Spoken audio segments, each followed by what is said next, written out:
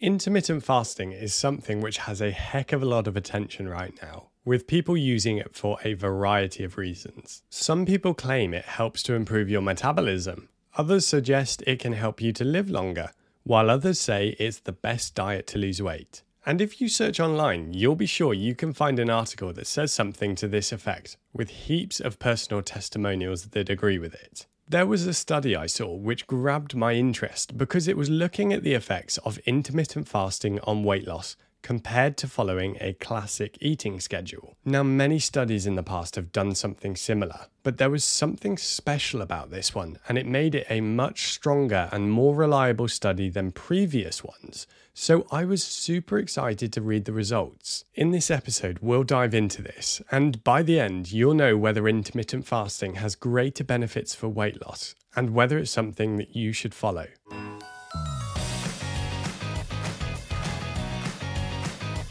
Hey, and welcome to Vegetarian Health and Longevity, a podcast by Hurry the Food Up, where I cover topics that help vegetarians live longer in better health. I'm your host, James LeBague, and I work as a registered sport and exercise nutritionist and advanced clinical practitioner in family medicine. It's my pleasure to interview expert guests, share my own experiences from working with patients and clients, and demystify some of the nutrition fluff that's out there to give you practical, take-home information that you can use to live a healthier life.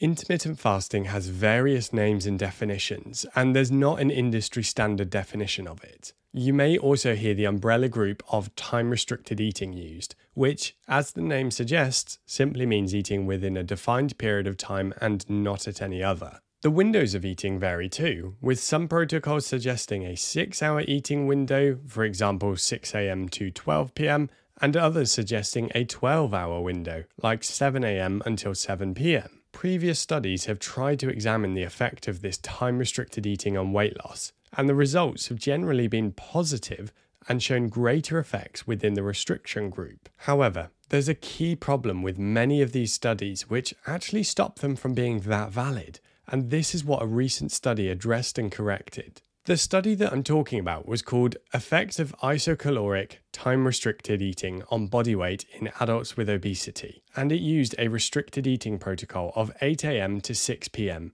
meaning that participants weren't allowed to eat outside of those times. It also required the participants to have consumed 80% of their calories by 1 p.m, meaning the bulk of their food was in the morning. The participants of the study were split into two groups, and the other group were allowed to eat at any point between 8 a.m. and midnight, with the requirement to eat 50% of their calories between 5 p.m. to 8 p.m, so much more in the evening.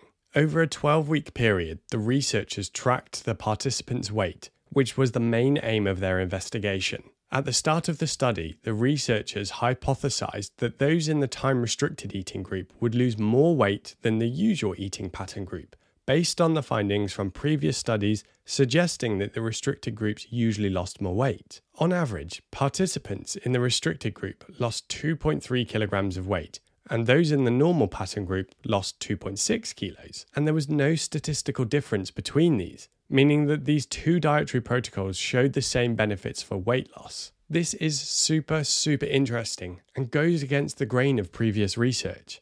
So why is this? Before we go into the results, just a quick hi to say that if you're interested in using the vegetarian diet to lose weight, then you should check out our free vegetarian weight loss meal plan at hurrythefoodup.com/try. That's TRY. We've created a meal plan that has all the recipes, ingredients, and instructions easily laid out for you, complete with a shopping list. It's super easy to follow and has loads of tasty recipes in, so head to hurrythefoodup.com/try to get started today. Alright, back to the episode. So the results of this study might be different to the others because of how the researchers managed the participants' diet. In this study, the participants agreed to only eat the food provided by the research teams within the specific windows. Now, this is a critical point because what the researchers wanted to control was the calorie and nutrient composition of their food. Their concern was that the other studies didn't do this adequately. In some cases, they did control calories but not control macronutrients, so protein, carbohydrate, and fat. And in other studies, they didn't properly manage calories at all, so it wasn't a fair comparison. And there's something called the thermic effect of food, which is incredibly important in studies like this. When you eat food, your body has to spend energy digesting it, and different foods require different amounts of energy to break them down. So if the researchers don't control for this, they could see differences between the two groups, which was simply down to the nutrient composition of their food, rather than the calorie amounts. Imagine one participant in the control group was eating 150 grams of protein a day but not much fat, and another participant in the time-restricted group was only eating 60 grams of protein a day but lots of fat. And so overall, they were eating the same total calories. Protein has the highest thermic effect of food, while fat has the lowest thermic effect, which means the person eating more protein would actually have to spend more energy or calories digesting the protein, meaning that the amount of calories they actually absorb and then use for energy is lower than the other person. So as a side tangent, this is actually one of the reasons why high protein diets can be beneficial for weight loss and why we focus on high protein recipes at Hurry the Food Up. It's not always easy on a vegetarian diet, but if you use the right nutrients, then you can still get all of the benefits.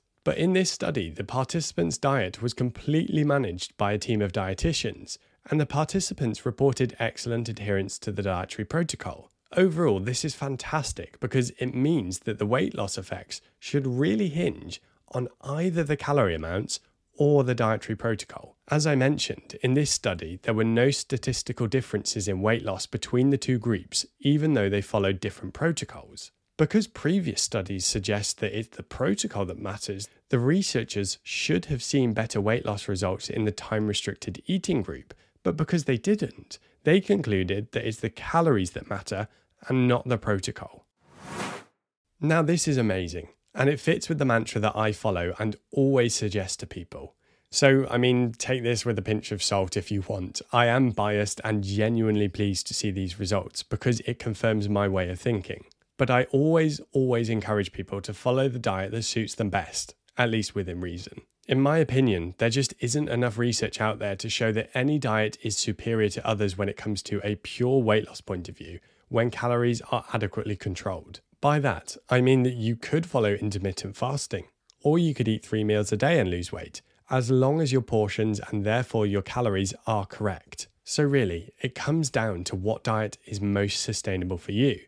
What diet or eating pattern are you going to be able to maintain, not just for weeks or even months, but for the rest of your life? Because once you've got to your target weight, you need to stay there. And to do that, you need to follow the exact habits that you were following, just with a little more food to stop weight loss. Some people find this really tricky to grasp, and I totally get it.